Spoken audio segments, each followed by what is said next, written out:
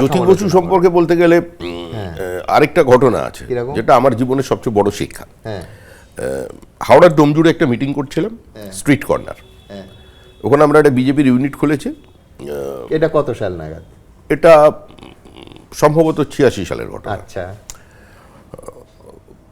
86 সালই হবে, হয় 85 নয় 86। তো সেখানে প্রথমে এসে বললো যে তোমরা যা বললে এখানে দাঁড়িয়ে মঞ্চে সেটা মাইকে উঠে বলো, সিপিএম উইথড্র করতে হবে। আমি এটা তো সম্ভব নয়। আরো লোক বাড়লো, তার বললো কান ধরে উঠবোস করতে হবে এখানে। তো এই নিয়ে যা হয় চলো হলো। তো যথারীতি আমাদের ধাক্কা টাক্কা মেরে ওখান থেকে বার করে দিল। আমি একটা মোটর সাইকেলে যখন উঠছি তখন মোটর সাইকেলের উপরে ওই আমাদের হাওড়া তো মানে বোমা একটা মোটামুটি শিল্প বহুদিন ধরেই ছিল, তা একটা বোমা মারলো। গায়ে পারিনি, একটু দূরে। তা কয়েকটা দাগ এখনো আমার শরীরে আছে, স্প্লিট দাগ আছে। তো মারার পর মাথাটাও গরম ছিল।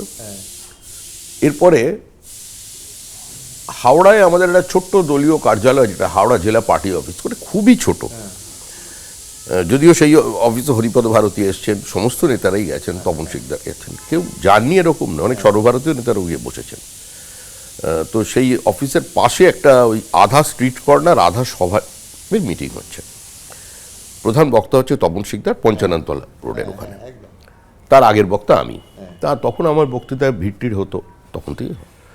তা আমি বলে যাচ্ছি, খেয়াল নেই, আমার মুখ দিয়ে হঠাৎ বেরিয়ে গিয়েছিল, আমি সাধারণত এটা অনেককেই বলেছি, জ্যোতি বসু সম্পর্কে আমি ব্যক্তিগত আক্রমণ করি, হঠাৎ বেরিয়ে গেছিল অপদার্থ। লোক হাততালি দিয়েছে, ঠিকই আছে, সিপিআইয়ের উপর ক্ষোভ আছে, স্থানীয় মানুষ যারা বাম বিরোধী মানুষজন শুনছিলেন। তারপরে তপনদাও বক্তৃতা করেছে, অফিসে বসেছে। আমার থেকেও জুনিয়র ছেলেরা সেখানে ছিল, মানে যারা আমাকে নেতা বলে তখন মানে। তো বলছে, তুই কে, তুই কার সম্পর্কে কথা বলছিস?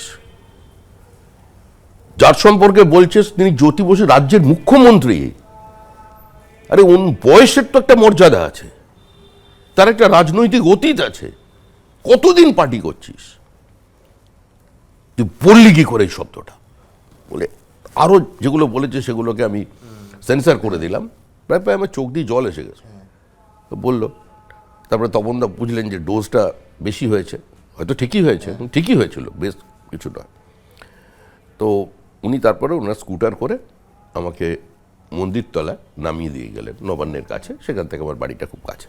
এবিপি আনন্দ, এগিয়ে থাকে, এগিয়ে রাখে।